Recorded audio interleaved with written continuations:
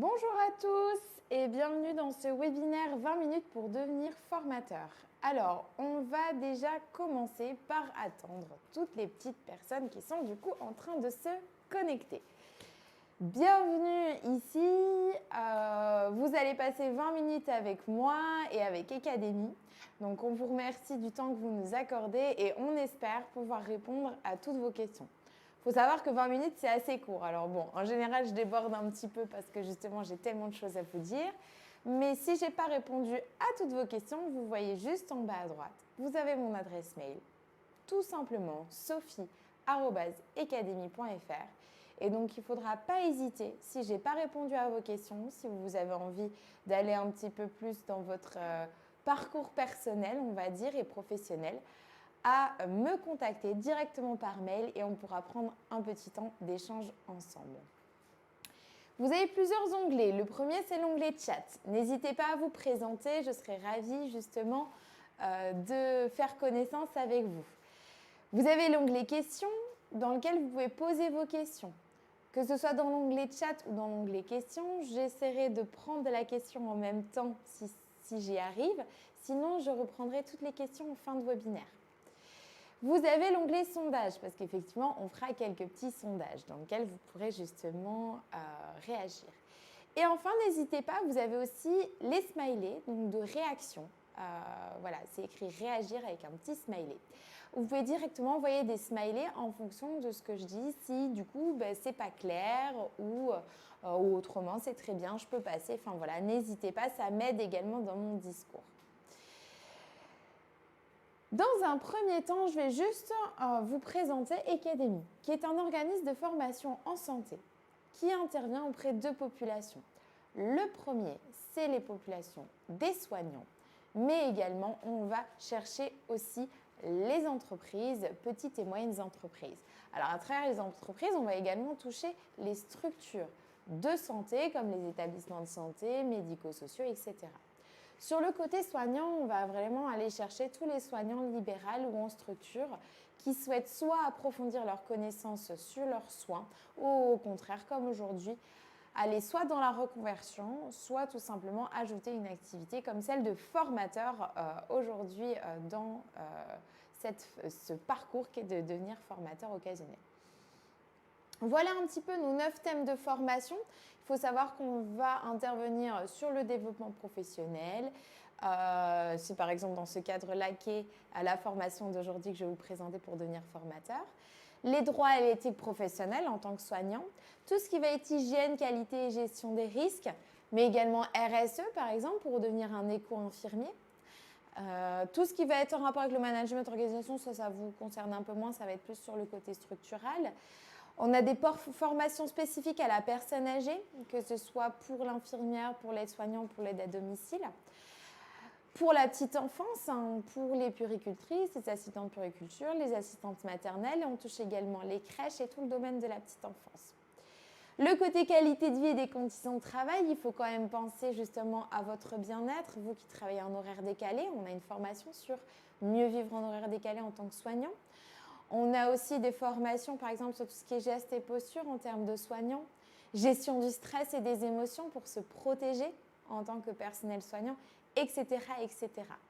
Des formations sur la santé et la sécurité au travail et bien sûr l'essentiel de nos formations qui sont sur les soins infirmiers, les soins médicaux, paramédicaux, etc. Bonjour à tous, bonjour Audrey, bonjour Stéphanie, bonjour Thibaut, bonjour Mehdi, bonjour Élise et bonjour Samar qui est du coup aussi infirmière. Alors Ecademy, on essaye de vous assurer un accompagnement qui soit durable, c'est-à-dire qu'on souhaite vous accompagner tout au long de votre carrière professionnelle et c'est là l'objectif d'aujourd'hui, c'est de vous d'acquérir dans cette nouvelle activité qui est le fait de devenir un formateur soignant. Le côté responsable, puisque par exemple, on compense toutes nos empreintes carbone en plantant des arbres en Bretagne. On a vraiment envie d'aller sur l'éco-infirmier, l'infirmier RSE. On va aller bien sûr être sur un accompagnement humain puisque toutes nos formations sont en présentiel et nous, on vous assure aussi un accompagnement de qualité à distance au téléphone si vous avez besoin de personnalisation. Et enfin, bien sûr, une solidarité puisqu'on souhaite développer, on développe progressivement un réseau de solidarité entre tous nos apprenants soignants. Voilà, je vais passer rapidement. Là, on va passer au cœur du webinaire. On va regarder un petit peu le métier de formateur dans un premier temps. Ensuite, on va regarder justement quelles sont les compétences qui sont requises pour devenir formateur. Et je vais vous expliquer justement la certification France Compétences qui vous permet de devenir formateur. Alors, dans le petit onglet sondage, je vous invite à aller cocher la réponse ou les réponses qui vous semblent les plus opportuns. J'aimerais bien vous connaître un peu plus et savoir pourquoi vous êtes là aujourd'hui. Quelles sont les raisons pour lesquelles vous souhaitez devenir formateur? Alors, vous allez dans l'onglet sondage et vous cochez. Est-ce que c'est transmettre votre savoir, votre expérience? Est-ce que c'est pour avoir un complément de salaire? Pour découvrir un nouveau métier? Partager avec d'autres?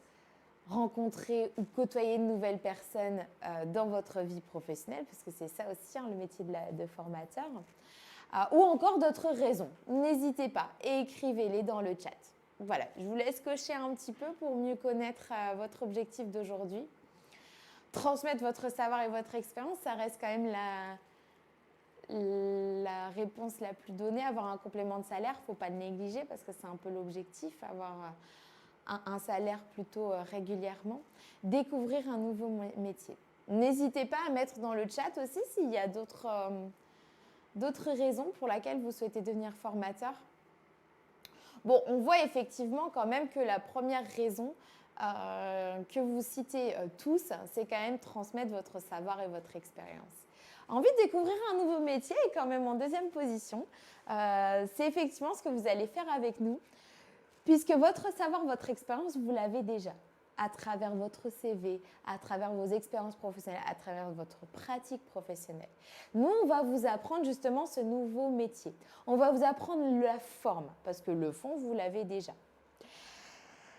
Et effectivement, la fonction numéro 1 d'un formateur, c'est de transmettre. Transmettre tout ce fond que vous avez accumulé à travers justement de nombreuses années. Mais pour le transmettre, il faut le transmettre d'une certaine façon. L'adulte, qui est l'apprenant que vous allez avoir en formation, apprend différemment. Déjà, il apprend s'il veut. Ça, c'est une option. La pédagogie de l'adulte, c'est vraiment assez complexe et c'est pour ça qu'on ne va pas s'adresser de la même façon à un public d'apprenants qui vient en formation professionnelle continue, comme vous pouvez en faire dans vous également, que par exemple lorsqu'on va enseigner en IFSI, en école d'étudiants, que lorsqu'on va enseigner auprès de personnes un peu plus jeunes, de stagiaires ou autres, ou même des formations en interne dans sa structure quand on travaille dans une structure. Là, c'est vraiment un métier à prendre à part entière. Alors, pour moi, j'ai identifié du coup 5 qualités que vous pouvez avoir déjà en vous ou que vous allez développer justement avec la certification de formateur occasionnel et avec surtout votre expérience de formation. La première, c'est d'être pédagogue. Si vous voyez que déjà faire les devoirs avec les enfants, c'est un peu compliqué, si vous arrivez à vous faire comprendre facilement lorsque vous expliquez une règle de jeu de société, lorsque vous expliquez une route, par exemple, pour aller d'un point A en plan B, si vous êtes assez clair et assez compris de la première fois, on va dire, c'est que vous avez déjà des notions de pédagogie. Alors oui, dans la certification, on va vous apprendre à être pédagogue, mais c'est bien quand même d'avoir une petite fibre pédagogique en vous. Être créatif, ça c'est hyper important.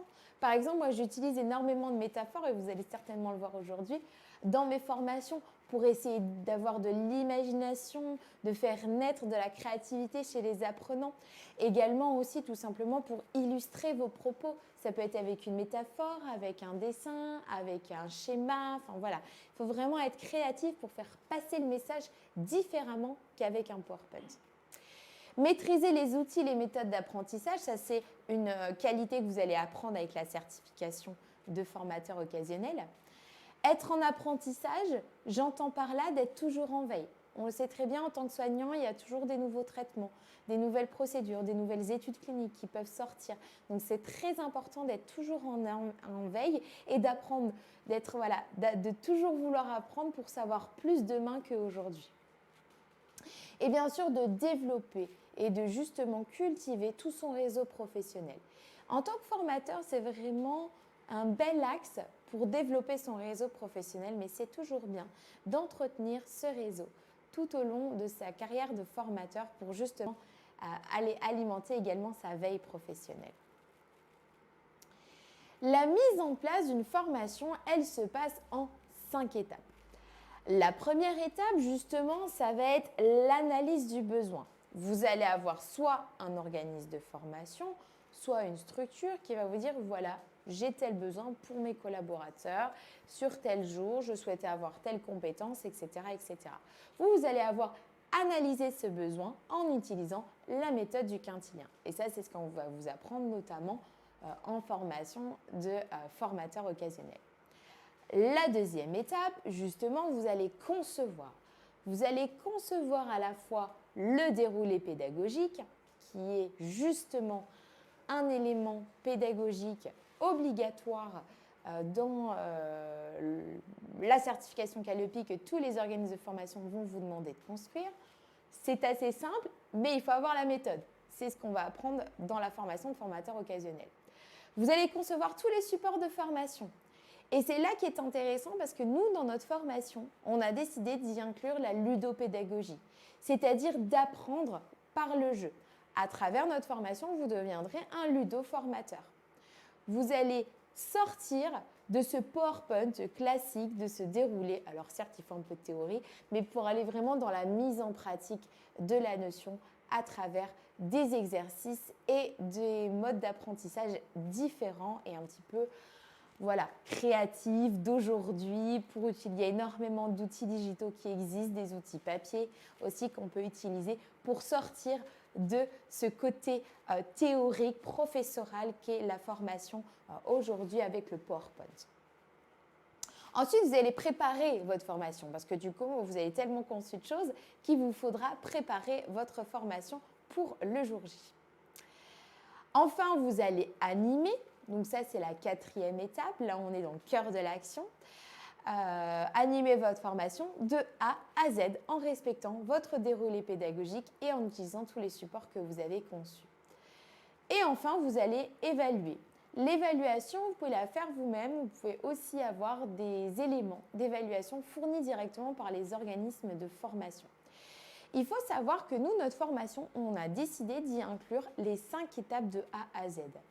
Puisque nous, on facilite la vie à nos formateurs, c'est-à-dire que l'analyse du besoin, on le prémâche, l'évaluation aussi, on transmet toutes les informations qu'il faut.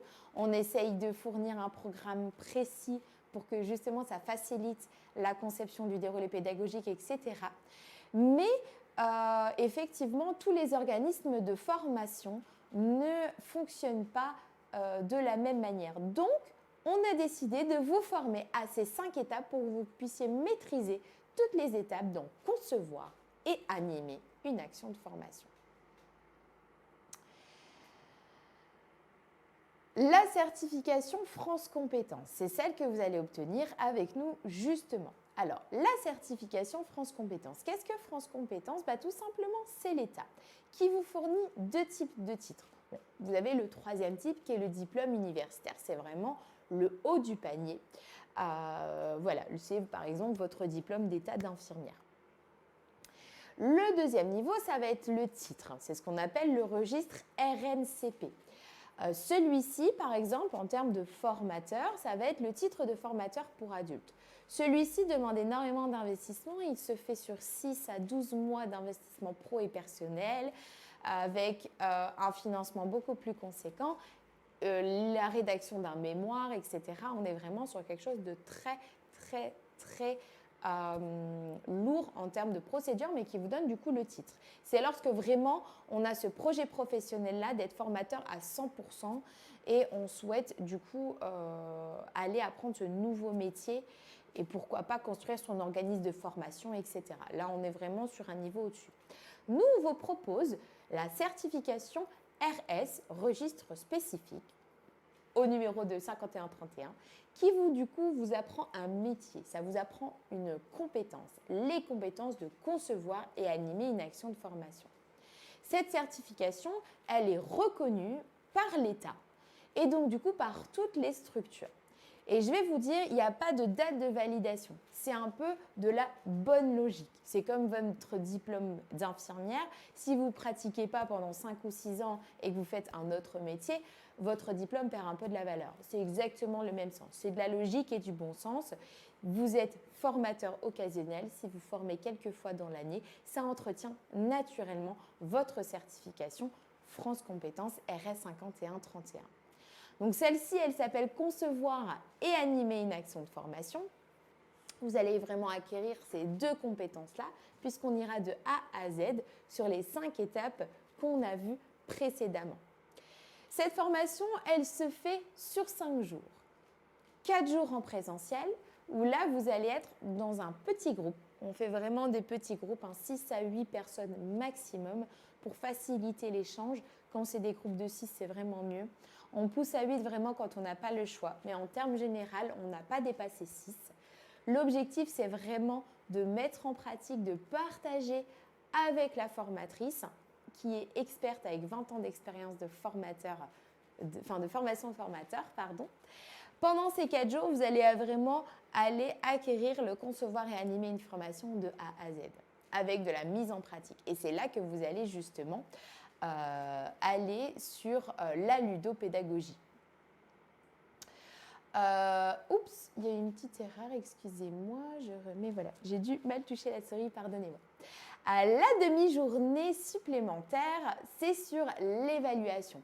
Même si la plupart des organismes de formation vous transmettront les évaluations de satisfaction, ils vont vous demander, si nécessaire, l'évaluation de positionnement, c'est-à-dire le niveau de connaissance des apprenants.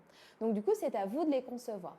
C'est pourquoi on a rajouté 3h30 en distanciel sur justement concevoir une méthodologie et des outils d'évaluation de vos formations.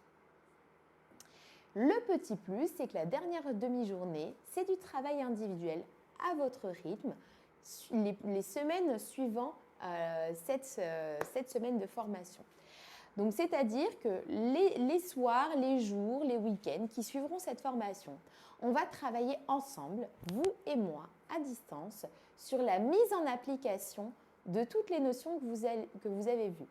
J'ai mis en place cette nouvelle méthodologie en fin d'année. On a fait 3 promotions, ça s'est très très bien passé, pour tout simplement aller mettre en application vos notions tout de suite, pour que ce soit bien frais.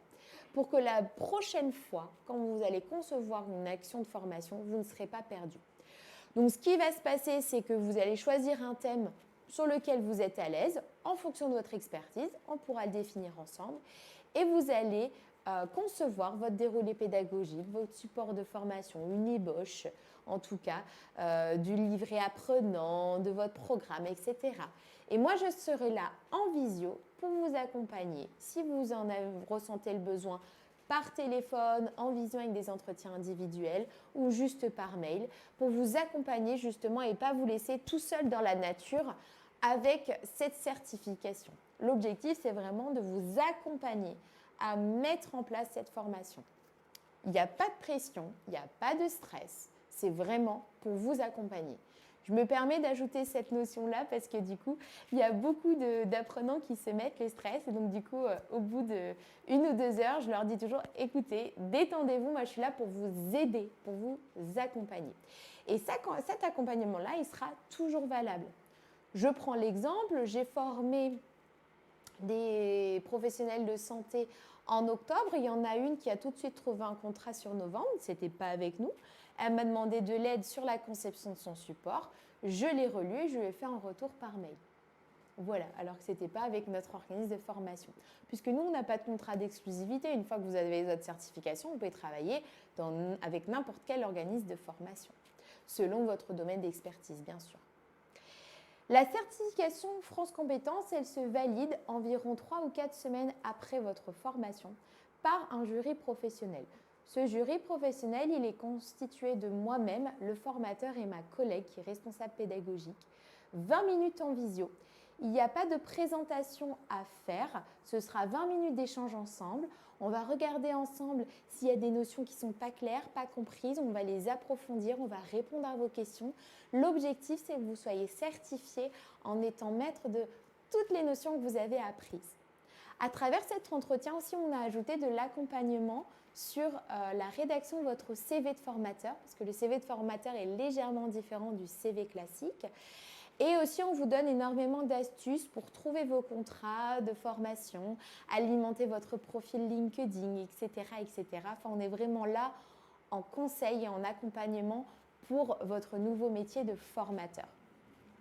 Il faut savoir aussi que si vous souhaitez qu'on relise votre CV suite à cet entretien, c'est aussi également possible et quelque chose qu'on fait. En fait, nous, on est là pour vous, donc à vous de nous solliciter selon vos besoins et vos attentes.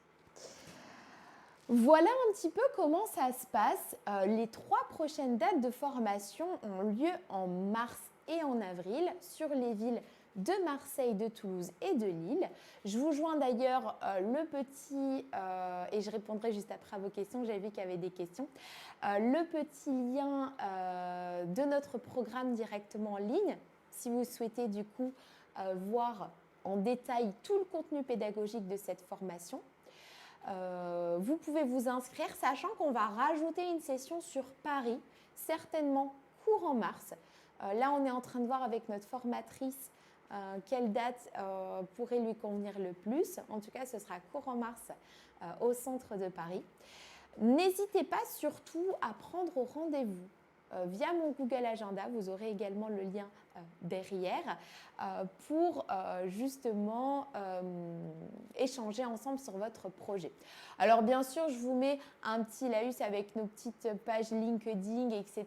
Notre blog Prévention Santé sur lequel j'écris de nombreux articles. Si vous souhaitez suivre nos activités académie, n'hésitez pas.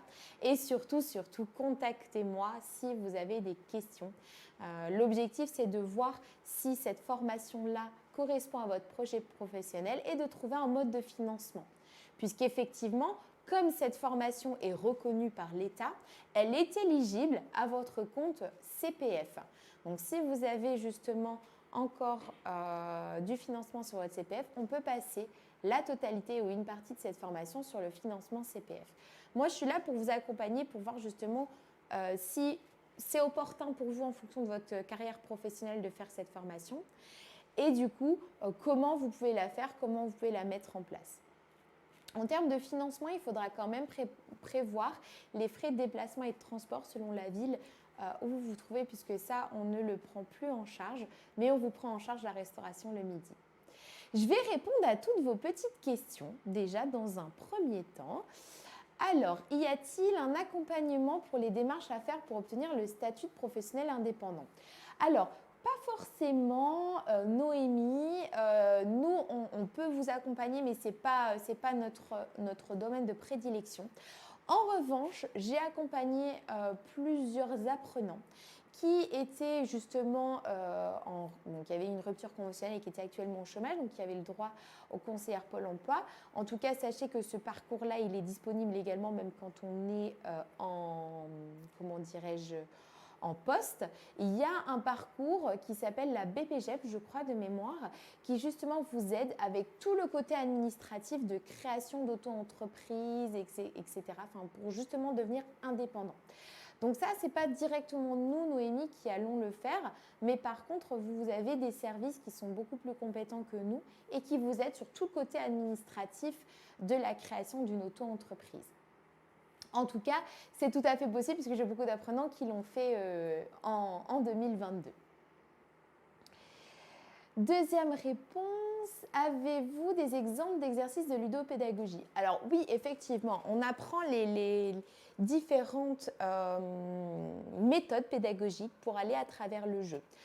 Avec un paperboard, avec un ordinateur, avec un téléphone, avec des post-it, avec rien du tout aussi. Justement, on apprend à amener à travers le jeu. Donc par exemple, voilà, la technique du brainstorming, de la mind map sont des techniques assez classiques qui vous permettent, avec très peu de moyens et très peu d'investissement, d'aller dans la ludopédagogie. Et à travers les jeux, ça c'est très intéressant, les jeux digitaux. Il y a beaucoup de jeux digitaux gratuits qui vous permettent justement d'ajouter un petit peu de ludique dans votre formation. Est-ce qu'il y a d'autres questions? Je vais regarder éventuellement dans le chat s'il y a d'autres questions. Sinon, n'hésitez pas à les écrire. Je serai ravie d'y répondre. Sinon, je vais tout simplement vous laisser et clôturer. Ah si, il y a une autre question. Oups. Donc bonjour, je suis actuellement en rupture conventionnelle. Je vais dépendre de Pôle emploi à compter du 1er février. Je souhaiterais faire cette formation sur Marseille début mars. Quelles sont des marges pour me faire financer la formation par Pôle emploi? Alors, on a déjà eu ce cas-là. Donc, nous, on est inscrit sur la plateforme Keros, que utilise Pôle emploi pour directement vous fournir un devis. En général, il vous faut utiliser ce devis. Il vous faut aussi écrire une lettre de motivation. On ne peut pas l'écrire pour vous. Moi, je vous propose de l'écrire en amont. Voilà, qui explique pourquoi vous avez cette reconversion. Et moi, derrière, je la relis ensemble et on peut justement ensemble voir comment l'améliorer. Enfin, si vous souhaitez, il y en a qui ne l'ont pas souhaité, qui ont souhaité conserver cette lettre de motivation plutôt personnelle. Et après, ça constitue votre dossier avec justement votre conseiller Pôle emploi pour financer cette formation directement par Pôle emploi. Alors, il se peut que Pôle emploi vous demande quand même de prendre en charge, si vous avez du CPF, par le CPF, une partie de la formation. Bon, ça, c'est souvent une technique qu'ils font, donc à vous de voir en fonction de vos droits ce que vous avez envie de faire aussi et ce que vous pouvez faire pour justement vous faire financer cette formation via Pôle emploi. Mais c'est tout à fait possible, effectivement, Audrey, de passer par Pôle emploi, on a tout à fait l'habitude. Est-ce qu'il y a d'autres questions? Une tranche de rémunération quotidienne. En général, un formateur soignant, je vais prendre infirmier, puisque c'est essentiellement ce profil-là que nous on recherche, par exemple. Un formateur infirmier va se situer entre 4 et 500 € la journée. Voilà. Je pense qu'on peut, lorsqu'on débute et qu'on vient d'obtenir la certification et qu'on n'a pas trop d'expérience en formation, on va plutôt aller sur la fourchette basse, puis progressivement, au fur et à mesure des années, aller sur la fourchette haute qui est de 500 € par journée de formation. Ça, c'est juste le tarif de prestation. Nous, par exemple, on prend en charge les frais de déplacement et les frais d'hébergement et de restauration en plus du contrat de prestation. Dans cette journée-là, vous incluez la conception du support, sachant que le support vous appartient en termes de propriété intellectuelle. Il n'y a que le déroulé pédagogique qui, du coup, doit être fourni pour Calliope, mais en tout cas, le support apprenant vous appartient intellectuellement parlant, donc vous pouvez le réutiliser pour d'autres formations avec d'autres organismes de formation.